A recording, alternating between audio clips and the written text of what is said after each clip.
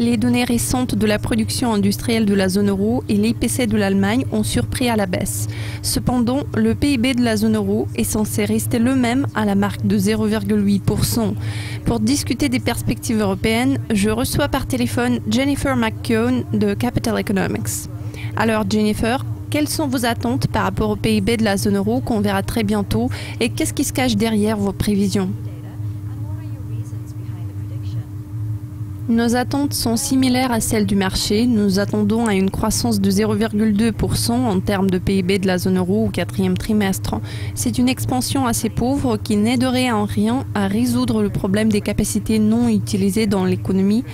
Les données de la production industrielle ont été décevantes car la production a été stagnante en décembre. Pourtant, ce résultat n'a pas été beaucoup plus faible que le chiffre prévu par le consensus pour le quatrième trimestre. En revanche, si on analyse la performance industrielle tout au long du quatrième trimestre, on constate qu'elle a progressé de 0,3% pour compenser la chute de 0,1% enregistrée au troisième trimestre. Ça suggère que le PIB du quatrième trimestre pourrait se révéler un peu plus fort que dans le troisième trimestre. Néanmoins, nous voyons des signes du ralentissement de la croissance dans le secteur des services, ce qui apparaît dans les enquêtes de conjoncture. Tous ces facteurs pris ensemble suggèrent que la performance économique générale du quatrième trimestre sera similaire à celle du troisième. À quel genre de croissance économique de la zone euro les marchés devraient-ils s'attendre dans un intervalle de quelques mois ? Maintenant, on traverse une période de l'incertitude massive. Ça dépend largement du scénario du développement de la situation grecque. Pour l'instant, l'on ne voit pas de signe d'amélioration, aucun accord n'a été atteint. Pour l'instant, il n'y a pas eu de solution évidente qui puisse permettre à la Grèce de respecter ses engagements et de rester au sein de la zone euro. Le risque de la sortie de la Grèce devient de plus en plus important.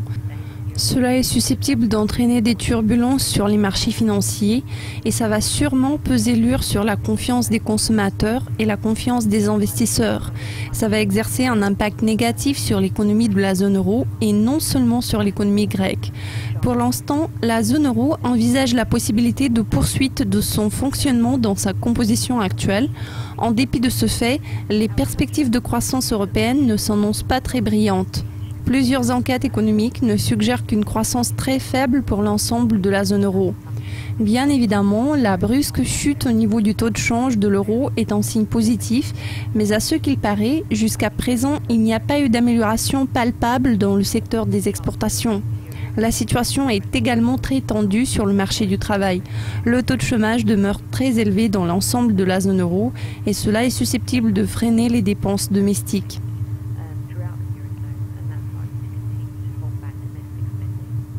Merci de vos commentaires, Jennifer. Nous les apprécions beaucoup.